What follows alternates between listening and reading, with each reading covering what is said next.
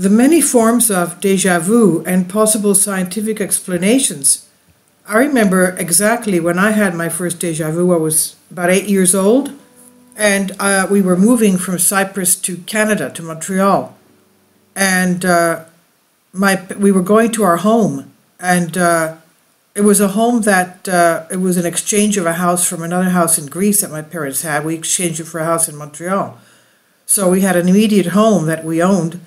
And I was telling, some people were driving us there, and I was telling my parents where to turn and where to drive to, because I had a déjà vu of where our house was. And that's exactly where it turned out to be, even though I had never been to Canada before.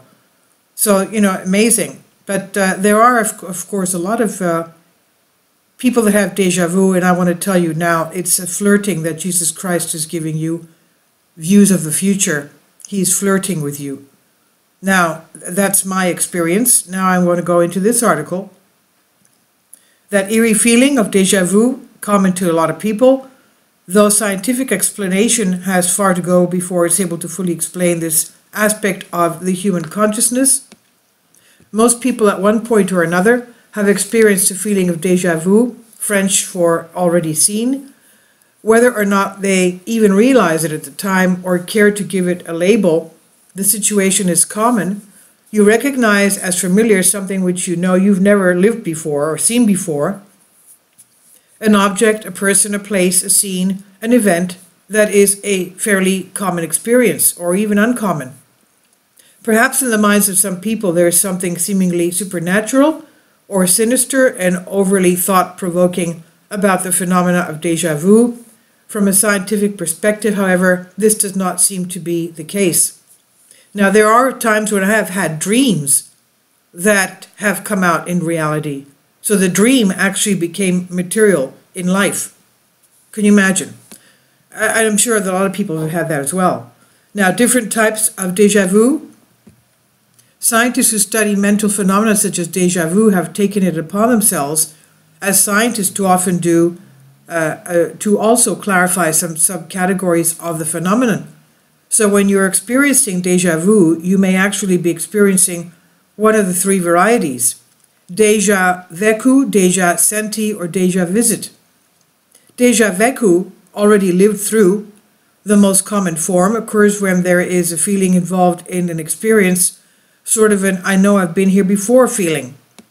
Déjà senti, already felt, is fully mental without the reliance on the visual aspect of déjà vu, the idea of having thoughts that you've already had before. Déjà visite, already visited, is perhaps the creepiest of them all. This is the one that gives little children nightmares. It's the uncanny knowledge of a person or place which has been previously unknown to the person.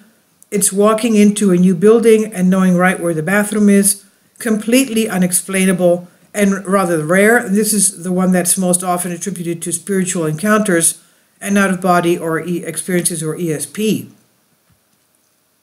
Possible explanation for déjà vu.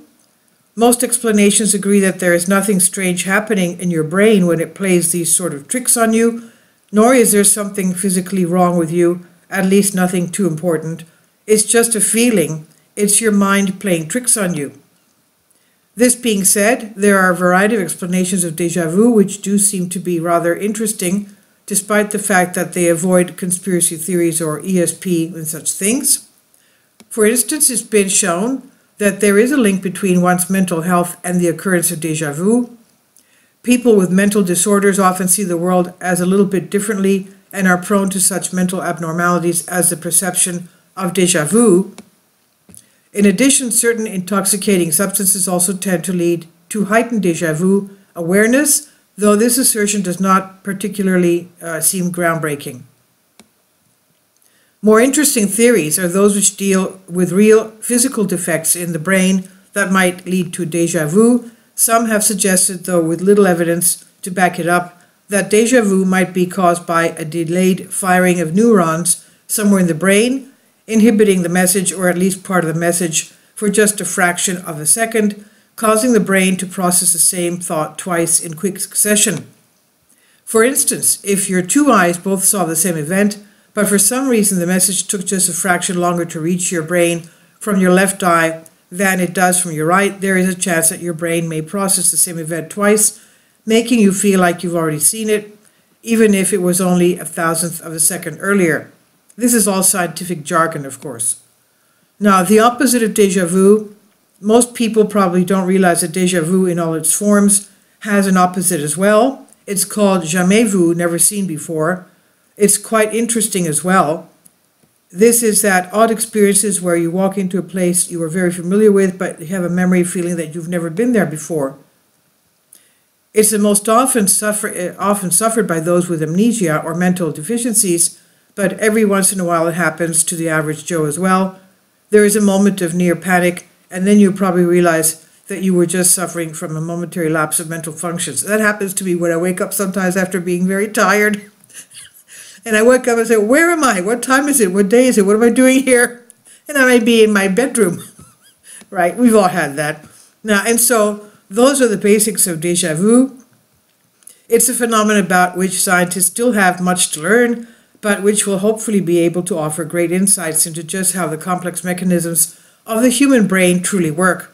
And I would suggest to them they should talk to some spiritual people who have spiritual experiences. Maybe they'll get down to the bottom of what this really is. And this is on Soul Ask. Please leave your comments, and thank you for your support. Kindly support my Patreon account. The daily posts are 5 videos daily, and they are totally different from what I have on my YouTube channel. Thank you so much for your support and that you find all my content so interesting. You'll find the Patreon account details in the description box below.